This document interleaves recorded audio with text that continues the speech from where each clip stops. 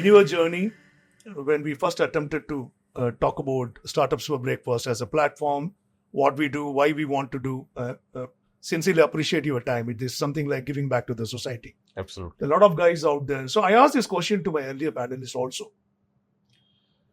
One of the biggest challenge what we have that, there could be a professionally qualified medical practitioner. It could be from Trivandrum, could be from Chennai, could be from Jumri Talaya. There's a place of Jumri Talaya in Jharkhand, right? Or it could be from Kolkata, or it could be from Delhi. Doesn't matter. But when you, similarly, technology guy, a B.Tech guy is from all these parts of the country. They're all B.Tech, they are all MBBS, they are all qualified from the respective parts of the country. And the title is the same, the graduation is the same. But if you try and put them under one roof, we are talking about skills, right? There emerges a very huge amount of reflexive knowledge expression. I call it a reflexive knowledge expression. There's a variance. Yep. The India is being suffering on account of being majorly driven through vernacular medium. Yes.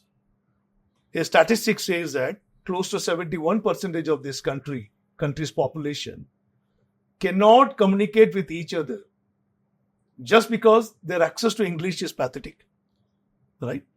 A guy from Chennai, guy from Delhi, if they have to converse with each other, they have to talk to each other like we are conversing in English today, right? The earlier panelist today who came was saying that even astrology can become a kind of a startup idea. And he was talking in Hindi, continuously non-stop for about 15 minutes. And I was blank for 70%. Not because I don't follow Hindi, just because the kind of a script what he was using, it was actually difficult for me to follow.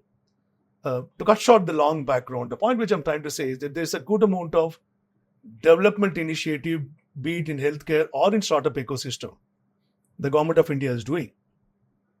The naming of the schemes. They're all in very complex Hindi words. You also took some word. I was wanting to ask that what exactly does it mean? But I kept silent. I said, let me take appropriate moment to say that. Why is that we don't give the importance to the 20 to 21% of the people? Those who hail from 5 southern states have a little or zero exposure to Hindi as a mainstream language. That's my first question. Second, in the startup ecosystem, you being an evangelist, you've been promoting many startups across the country. People, those who have brilliant idea from the vernacular medium, they never see the light of the day. They just don't go beyond a point just because their access to protocol, which demands to communicate a pitch document to be in English. Your VC communication need to be in English. You need to go and meet a PE. You need to be well conversant in English. Is non-existent. It could be a guy from UP, it could be a guy from Coimbatore or Madurai, anywhere you name them, right? So our assessment says 87% of startup ideas gets killed because it doesn't leave the home or the garage, what in US they call it, right? So what's your take on this? It's a very long background. Ravi, let me attempt to answer your second question first. It's a very complex, response, and it may have a lot of political colors. Language has been a political issue since independence. Okay, and I don't have a very strong view on this.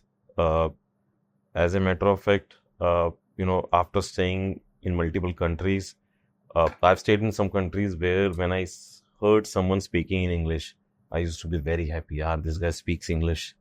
Okay, just imagine. That was the time. I'm talking of roughly 30 years back. Understood. I used to stay in some of the European countries, Japanese countries, where English was a challenge because there is, So yes, definitely, challenges is there. I don't have a simple answer to this because this is a complex problem, and sometimes complex problem needs complex solutions. Ultimately, but let's try to understand the problem, how startups, 87% or whatever number you said, can overcome this stuff. I think my suggestion would be that startup has to first focus on what problem they are going to solve.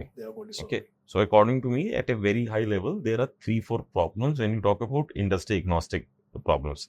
One, how to give better service to the customer or service excellence. Second is that how do you increase the revenue? Third, of the end customer, or how do you optimize the cost, or how do you increase the operational efficiency? These are very, very broad level. The broad level expectations and Yes. minimum expectations Yes. by any end customer Yeah, for them. these are the four, at very high level. Then, when you go to a specific problem or specific industry, then you go deep. But ultimately, if you're able to address some of these, the shark tanks, you must have seen a lot of startups which are coming up. They may not be speaking in English. So I think there are now players in the ecosystems which are either angel investors. I'm part of some of the angel investor community where a young startup comes. They may or may not be tech. They come out with an idea, and the guy who's speaking is not speaking in English for sure. But they are definitely speaking in Hindi. But maybe there is a Sharp Tank equivalent which is in Tamil. Maybe there is Sharp Tank equivalent which is in Telugu. Maybe there is Sharp Tank equivalent which is in Kannada. When I went first time to Bangalore, I'm talking of 90 when I stayed in Bangalore. So for me, everything who is there in the south is a Madrasi guy. Okay.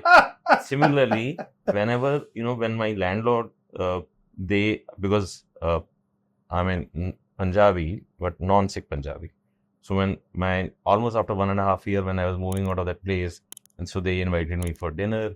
They asked, "Who are you?" I said, "I'm a Punjabi." They said, "But you're not wearing a turban." So for them, Punjabi means wearing a turban. Yeah. And for me, anyone in the south means Madrasi. So these were the gaps even in in a country after independence. I'm talking of almost 50 years of independence. We were not able to make a distinction between our fellow citizens across the landscape. So I think this is a long journey. But most important is that startup has to solve the problem first. There are enough players from angel investors to PE to VCs who will help them to make their pitch. There are management consultants who will make your pitch. They will speak for you. They will have your passion get translated into whatever language you want. See, unless you have that passion in place, nothing. Your core is your passion. Your core is that you have to make it visible to the world that I'm here to make a difference by solving a problem. Language plays an important role, but provided you have solved, the key problem which you want to solve. Absolutely. And some of the business community from down west, Gujaratis are successful everywhere, and they necessarily don't speak English. Excellent English. I mean, they speak English. Yeah, not the word. So you are very right. Yeah. So I think we have to solve the problem first. Correct. There are many players who will help you. Many players. One more significant issue the healthcare industry in the country faces: disposal of bio-wastage. There are not very many startups who is very keen to do it. Could be radiation exposure or multiple other challenges. So what is the challenges involved in a bio disposal?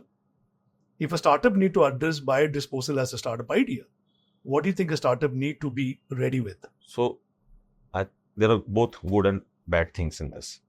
And I have limited exposure, but working in the healthcare industry for last 10 years, I think there are well-documented regulatory guidelines for disposable of each kind of items which are treated as waste from the hospital. Very well documented, which means that you don't have to apply much of the blame.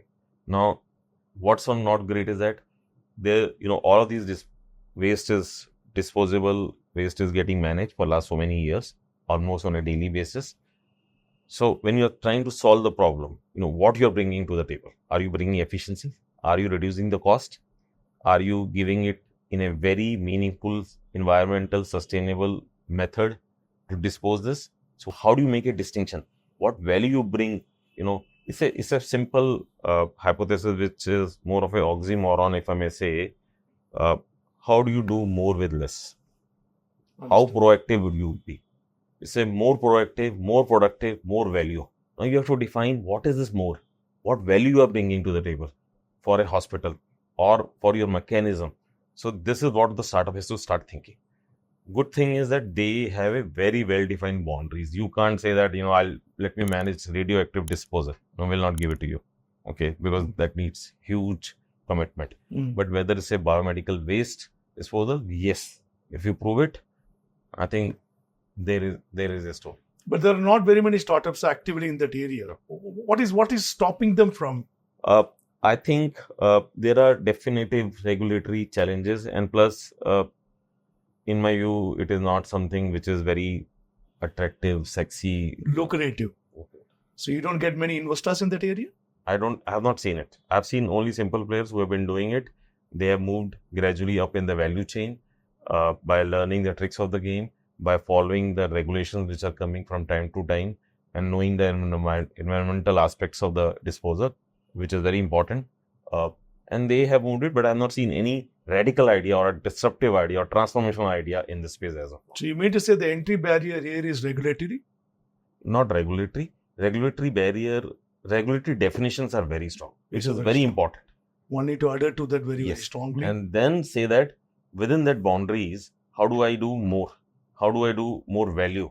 How do I do it more productively? How do I do more proactively? Very nice, very nice. Those who are watching our channel, those aspirants who want to become a startup entrepreneur, healthcare industry is bound to grow exponentially in this country.